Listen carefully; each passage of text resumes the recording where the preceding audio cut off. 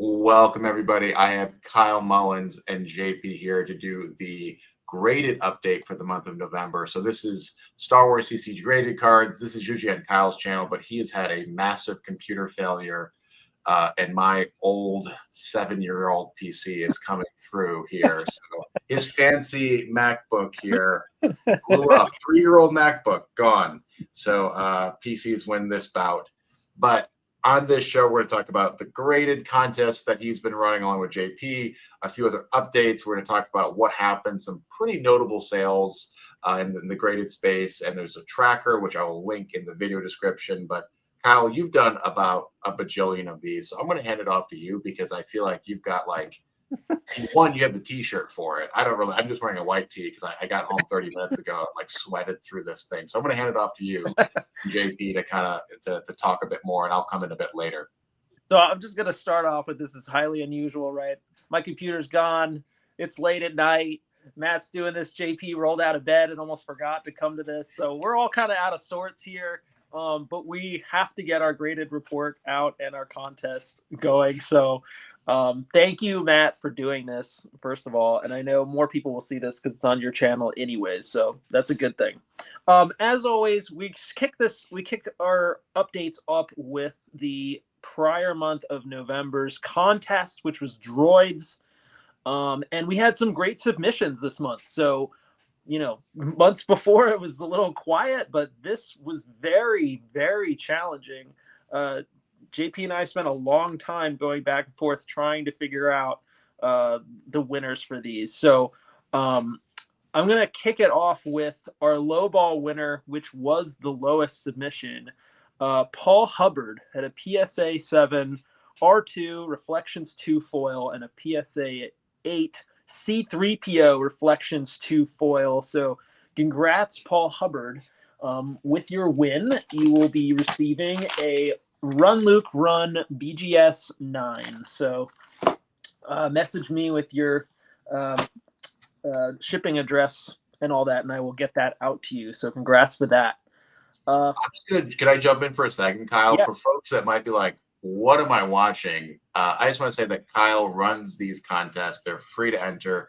It's just a way to be kind of playful and fun and add another element to your collection. So if you're interested in entering the contests they're running for December, join the Facebook graded Star Wars CCG group. Link in the video down here if you want to keep growing the group. We're almost at 1,000 members, which is, I don't know, pretty unfathomable 2 years ago when it was 16 guys. JP's been doing this for a while. So I just want to put that in there, a little bit of context of what we're talking about here, just in case you're kind of wondering what we're doing.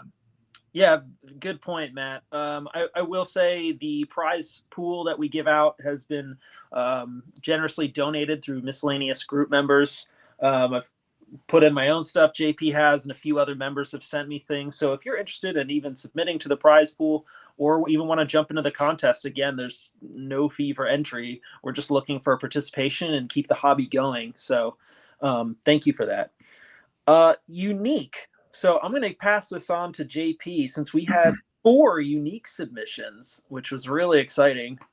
Generally, we only get 1, maybe 2. So, yeah. So the real design for those of you that aren't really sure what we're talking about, we're wanting people to showcase all their oddball cards. So we're always trying to think of different things to showcase for each month. And of course, this month was droids, as Kyle was saying. So we've got 3 different categories, usually top, low ball, and unique. So this is the unique winner.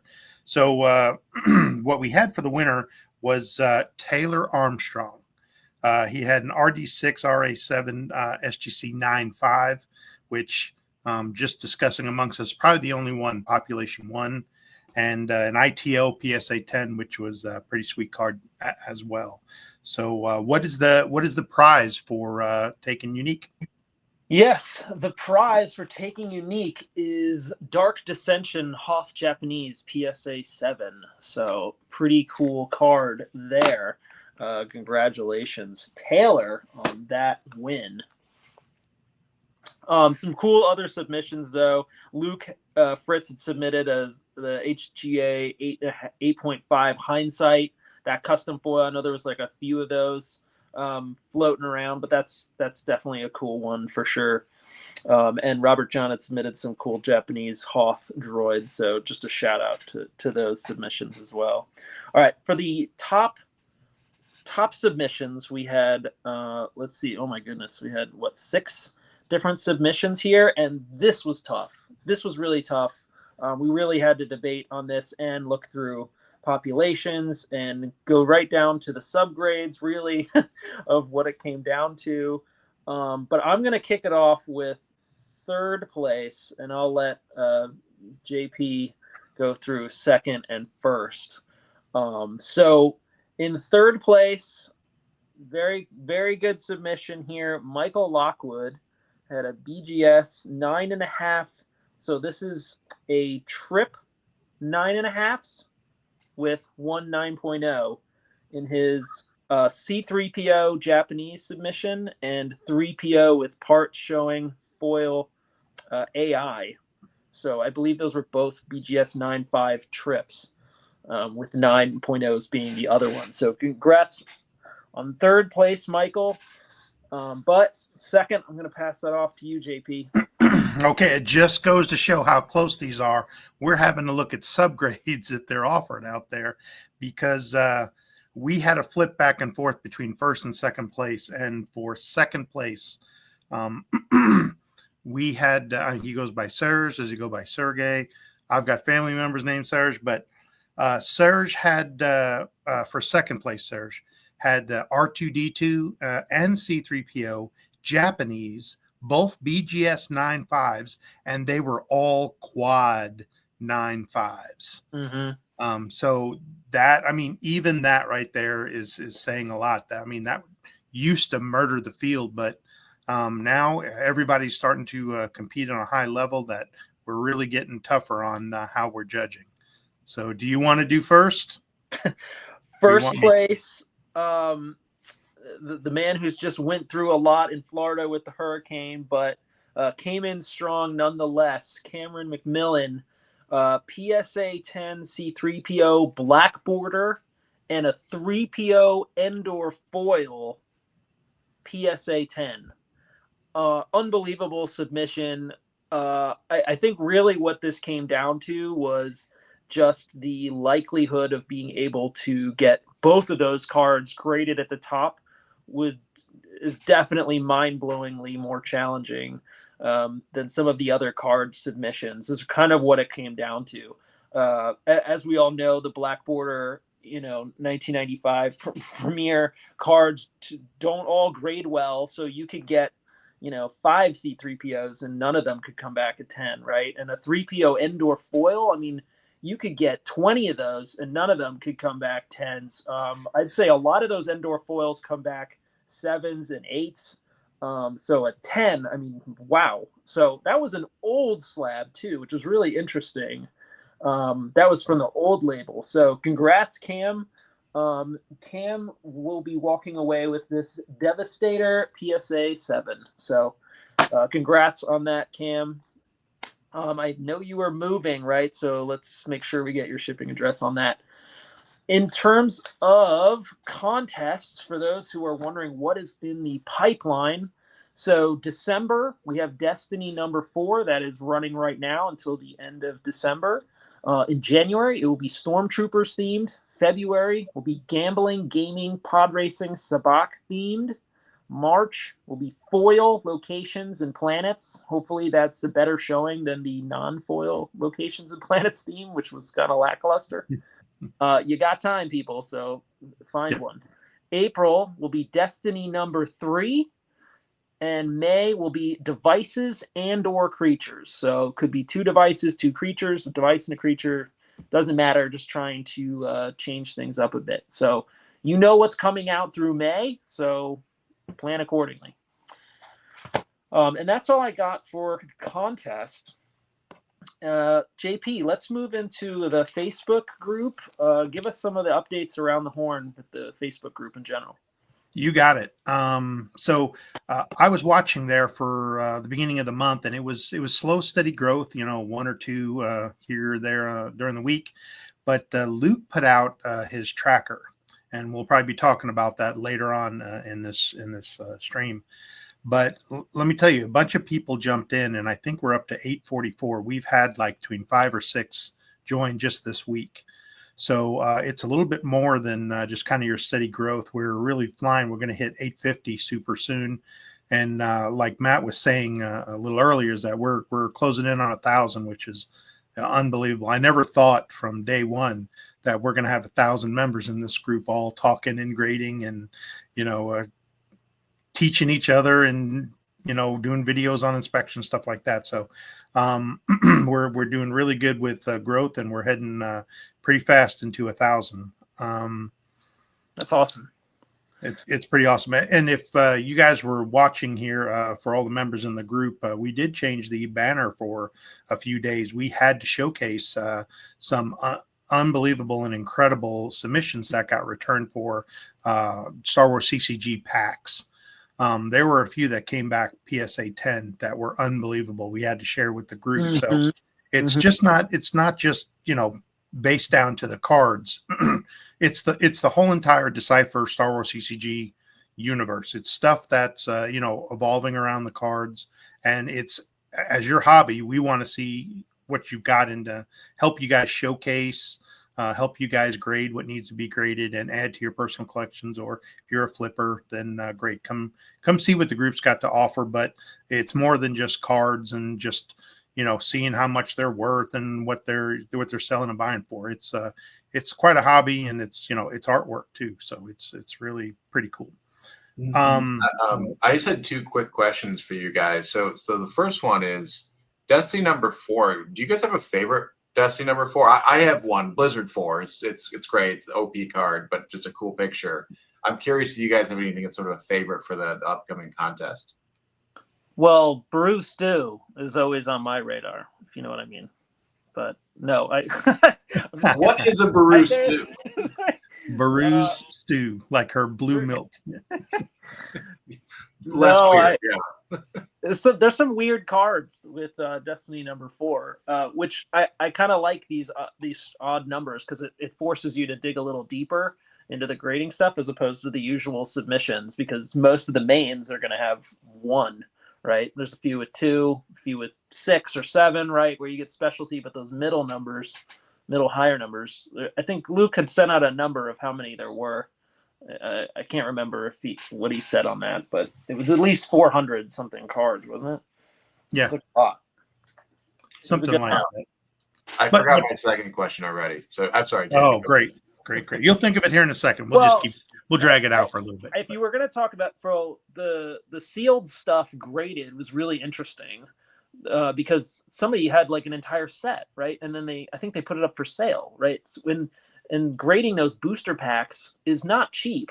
If you've tried doing it through PSA, like just to grade 1 pack, and get it shipped back to you, which PSA robs you on the shipping return stuff. I mean, it's like $60, like for 1. So I get why they would sell them for $100. At first I was like, that's crazy. Why would I buy that? But then I was like, okay, well, between the pack value itself and the cost of grading it, and then on top of that, you have some that come back in grades I didn't think were possible, coming back in 10s. Like some of those came back 10s. I was like, my God, that's definitely worth the premium.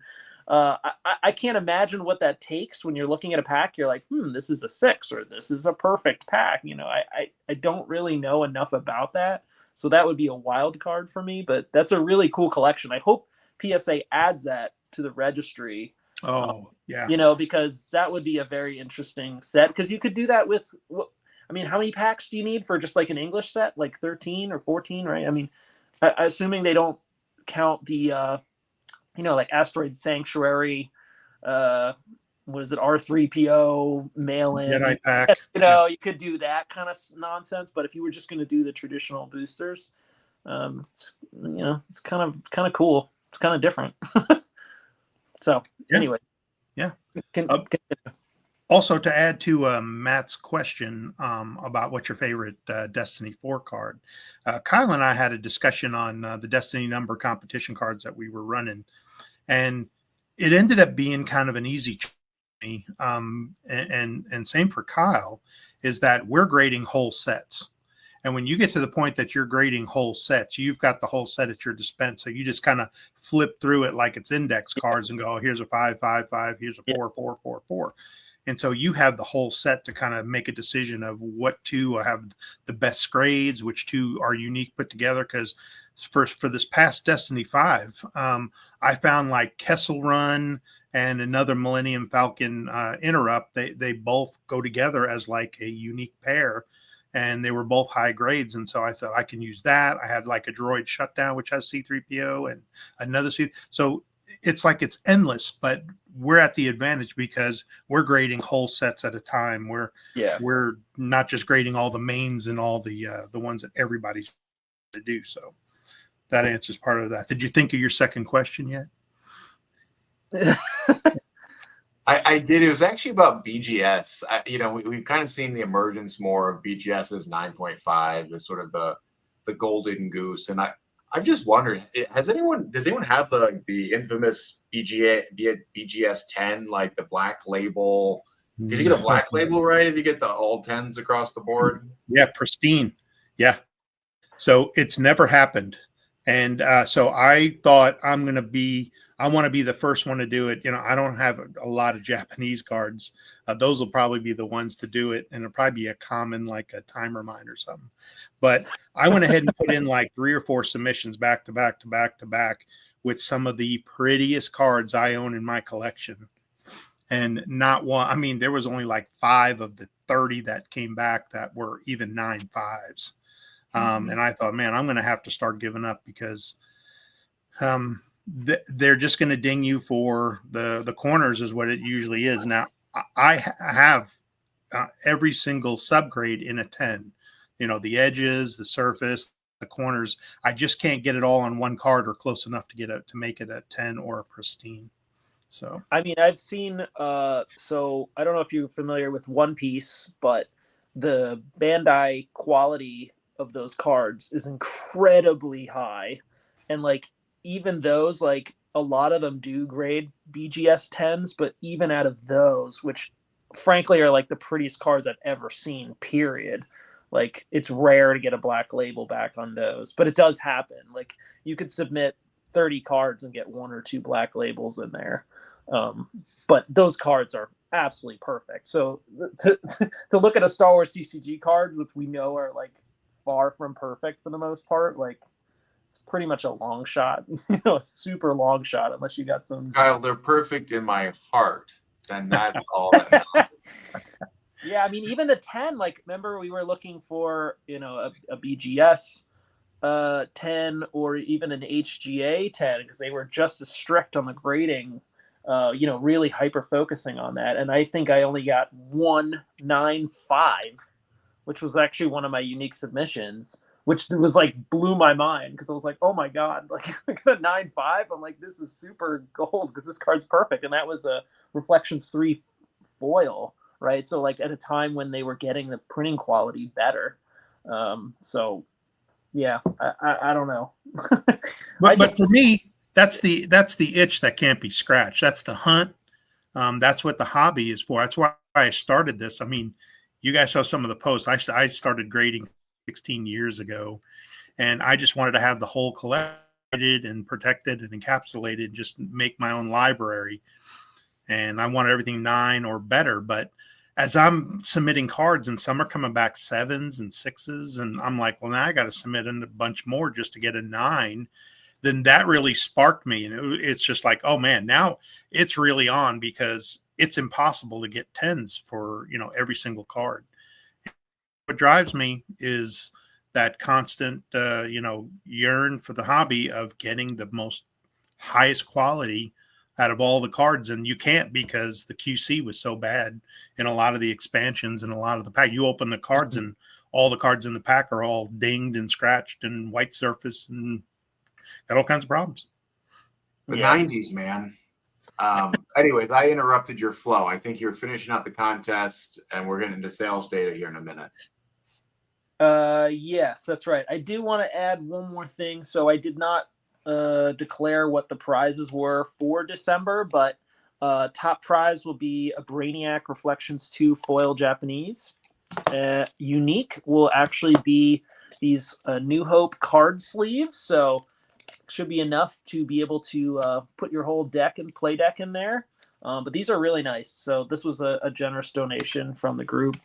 So that will be for the unique winner, and the lowball winner will get a Premier Japanese Y-Wing PSA 9 in Japanese. So those are the prizes for December. So yeah. Otherwise, let's move on to some interesting highlights over the past month. I asked Matt to pull up some of the interesting call outs here. Yeah. So I think I want to start just by saying there was around 130 to 140 sale, 134 exactly, but that means there's a sale every, four sales a day basically for the month of November. So velocity is up, right? People are buying and selling these cards, which I think is good. You want to have liquidity in a market. You can't have a market without things moving. So I kind of highlighted three things notable here. But the first one I want to talk about is this Emperor Reflections 2 PSA 9 for nearly $1,200 off of eBay. I just think this is probably pushing what I would have guessed. I usually have a PSA 9 at sort of 3 times a raw value, right? If you think of the raw value of a Emperor foil, maybe 250, 300. So you're looking at almost 4 times the value. I mean, it's an iconic card, a highly collectible, but this is a little bit more than I would have anticipated. And I'll go through my top 3 and we can kind of discuss afterwards. The next one, this is probably $600 more than I would have guessed. So this is a PSA 10 foil Darth Vader legendary card for $2,400. Yeah, that's a lot of cheddar there, guys. And if you think of something as a PSA 10 as maybe an 8 to 10x raw multiplier, this card is maybe worth 100 to 150 bucks. So this went more like 15 to 18 times multiplier. So just goes to show what having a Darth Vader will do for you, right? And then finally, the one I wanted to highlight here is all the way down. Look at all these sales. These are all, just also goes to show like PSA 7, 8, you're not getting much for premium there, but going down to this Tyrant, which I think is kind of a cool ship, kind of random, but $200 for PSA 10. I don't know if there's a good price or a bad price, but there's also kind of a paucity of PSA 10s out there. There's not really 10s in general. PSA is kind of dominating the grading, right? You see all these PSAs, a couple of BGS, a couple, I think we saw CCG here. But so those are my 3 highlights. The Vader, I think, is the most interesting. $2,400 is just probably $600 more than I would have guessed. And in a fair auction, right? So lots of bidders there. What are your guys' thoughts on these 3 cards? Well, yeah, that Vader also initially, I think, was originally one with a much higher bid, I think, until somebody retracted at the last second. Maybe they were having doubts, or maybe they clean out the bank account. I don't know, but that is very high. That's definitely higher than what I thought it was. Clearly, a lot of people are looking for it, but in fairness, there's a lot of different types of collectors that would be looking for that card. So as a set collector, that is the key, right? For somebody looking for mains, right, that is also the key, right? For Reflections set, or just getting like the whole band back together sort of thing, or people that are just curious about Darth Vader in general that don't even really collect this game per se, might just see like PSA 10 Vader and be looking for that across a wide range of different sets, right? You have people that just kind of love that. I mean, because he's so iconic, like that card will, it will always retain some level of value. But yes, that was really crazy. It makes me doubt whether I'm going to complete my Reflections foil set with a meaningful number, because I was like, oh, I can get a lot of these foils in 8s and 9s, for no big deal, right? Like 30, 40, maybe $50 here or there. I see that and I'm like, okay, yeah, I don't know. I think I'm going crazy. The Emperor too is also interesting. I mean, as a 9, that's more than I would have guessed as well. I would have thought maybe that would have been like 800, maybe 700. So again, I guess the right people want it, or it's just not something that pops up that often. They see it, you want it, you got the funds for it, go fight for it, you know. Yeah, I think one of the big things that looking at this spreadsheet is, the ceiling for this price wise is very high, but also the floor is very low. Like you see some stuff in here, which, this Stalker 7, this is a net loss, right? Like no, it was $10 for this card. It was probably 15 to grade it, and it's sort of a good lesson of, this is one the adjudicator for that's an ouch, $2.53. So like the floor can really be pretty low as well. High risk, high reward if you're going to grade all your cards, and $15 a pop, you might not make your money back. So they probably got it as a prize off of one of our competitions and threw it out there. It might not even been worth it to mail it back and forth. Right. Well, I think those kind of pieces though are, look, if it's going to sell for like $10, like, maybe somebody who really can't afford the higher profile stuff can afford to just kind of get in the game a little bit and have some stuff. Like there's got to be those kind of slabs out too, because you see this in other collections, where like they have the giveaway bin, for a whole stack of slabs. I'm sure you've seen this in the sports world, JP, right? You could go into a store and they'd be like, oh, everything in this drawer or sleeve, whatever, is $15 or less, and there's tons and tons of slabs in there. It's almost giveaways. But in fairness, if someone's just kind of excited about collecting something and having something, like those are really great. And if I have a slab that's like, okay, well, I could sell this for $10 at a loss, or I could use it to promote the hobby, use it as a gift, or, if somebody who's interested, I would almost rather just give it away at that point than sell it for a net loss of like, this isn't going to help anybody. Because somebody can get joy out of it, and generosity goes a long way. It's like, we're entering the holiday season here where people will be getting lots of gifts, perhaps they don't want, but it's always about the meaning behind them, not necessarily the utility of the gift. I want to highlight one last thing before we wrap up here. This sealed pack of Japanese Hoth went for $235 at PSA 7. One, grading packs is a very novel thing, and as Kyle said, it is expensive, but this is roughly what I would expect a raw pack of Hoth Japanese, if you can even find it, So this is just kind of a fun anomaly on here that sold right before Thanksgiving. So I'm surprised Robert didn't rip that, because he's going for the Hoth Japanese set. So if he had loose packs and was like, I don't really care about this, like, then don't bother grading that. Like, use it to grade all the cards in that pack, because there's only so many of those you can rip. Like if you, I don't know how many cards come in that pack. What is it, like 11 or is it 15? I think it's 15. 15 for the Japanese black border. So you could literally grade every single one of those, and if it's fresh, like maybe you get a whole bunch of 9s in there or plus. I mean, that would benefit him for the set versus selling it off. So the grade is almost not of any value. Like, all the value is because of the pack itself. I don't see anybody caring whether it's a 5, 6, 7, 8. I don't I don't think that matters. You could speculate a little bit that a rougher pack, the cards inside might be damaged, but I agree at a 7, it's solid. I mean, I would say, like, I would love to own a PSA 10, Reflections 3 pack. That'd be pretty cool, right? That would command a premium for me. Well, anything to wrap up here, guys? I think we covered updates, contests, sales data. I think we got a fun holiday season coming up. I think we'll be back with a few more videos before we close out the year.